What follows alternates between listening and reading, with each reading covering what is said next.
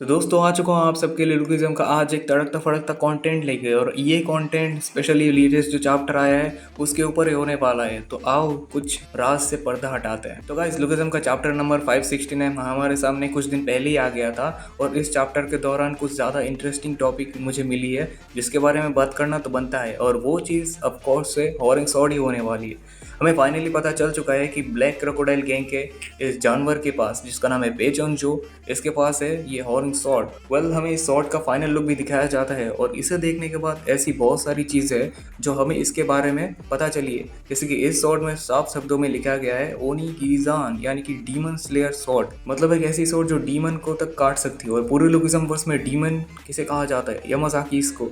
अब आपकी तरह मेरे मन में ऐसी कुछ डाउट्स थी, आखिर इस बुढ़े के पास ये सॉर्ड आई तो आई कैसे?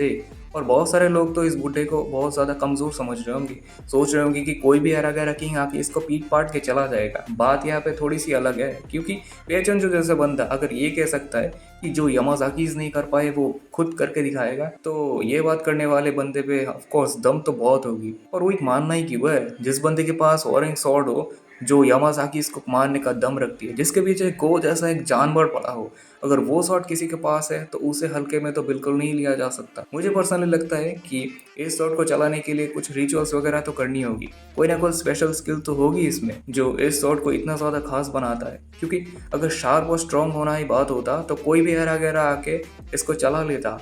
और जितना मुझे लगता है पेचोंजो को भी ये स्वॉर्ड्समैनशिप के बारे में बहुत सारा नॉलेज होगा, वरना इतना माथा पीट के कौन ऑरेंज स्वॉर्ड को अपने पास रखता। गो किम का पास्ट भी इस स्वॉर्ड से जुड़ा हुआ है, क्योंकि रिसेंट चैप्टर में हमें गो और उसके मास्टर के बीच में बातचीत की एक पास्ट ग्लिम्स दिखाई गई थी। और उसमें गो का फेशियल एक्सप्रेशन देख के ऐसा लगता है कि कुछ ना कुछ तो ऐसा हुआ होगा उस टाइम जो गो किम को भी हैरान कर दिया होगा। और पास्ट में शायद कुछ ऐसा ब्रूटल चीज़ हुआ होगा जिसके कारण प्रेजेंट टाइम में गो का कैरेक्टर पूरी तरीके से चेंज हो गया है। और ये बात तो मैं दावे से कह सकता हूँ कि आने वाले कुछ चैप्टर्स में ही गो किम का पास्ट हमें थोड़ी बहुत तो सही पता चलेगी।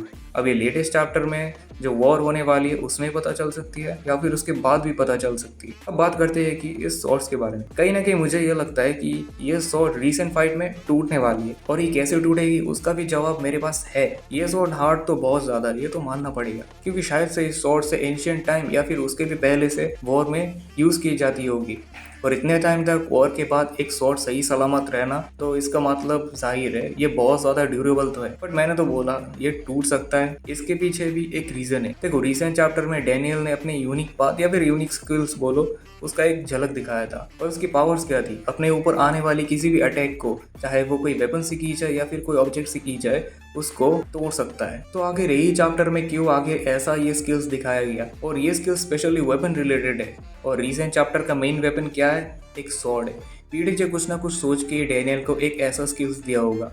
मैं स्किल बोल रहा हूँ, इसका मतलब ये नहीं कि एक यूनिक स्किल ही होगा, यूनिक पाथ भी हो सकता है। तो इसको थोड़ा सा एडजस्ट कर लेना, बार बार नहीं बोलूंगा। अगर इंचॉन में अभी वॉर के टाइम पे पेचोंजो के साथ डैनियल की फाइट हुई, क्या पता डैनियल इस फाइट में अपना पाथ भी अनलॉक कर ले और उस पावर की मदद से ये सॉर्ड को तोड़ दे। क्योंकि कोई भी चीज़ अनरिस्ट्रिक्टेबल नहीं होती है, आप सबको भी पता है। कुछ ना कुछ जुगाड़ करके उस चीज़ को तोड़ा जा सकता है। और ऑरेंज सॉर्ड में हमें पहले से बहुत सारे स्क्रैचेस देखने को मिले, उसका मतलब इसको ओपोनेंट पहले जो भी था उसमें दम तो काफ़ी था। अगर स्क्रैच आ सकता है तो टूट भी सकता है। और एक और सिनारियो है, अगर वॉर के मिडिल में गो की एंट्री हो जाती है तो शायद पेचोंजो के साथ गो की फाइट हमें देखने को मिल सकती है। और गो जैसा जानवर तो इस बंदे को मार ही देगा। मैं श्योर नहीं हूँ, 80 to 90% चांसेस है कि गो इसको हरा दे। आने के बाद गो अपना स्वॉर्ड लेके चला जाएगा। तो ये थी ऑरेंज स्वॉर्ड की मेरी थ्योरी। अगर आप इससे सहमत हो तो कमेंट करना। मिलते हैं किसी दूसरे वीडियो में।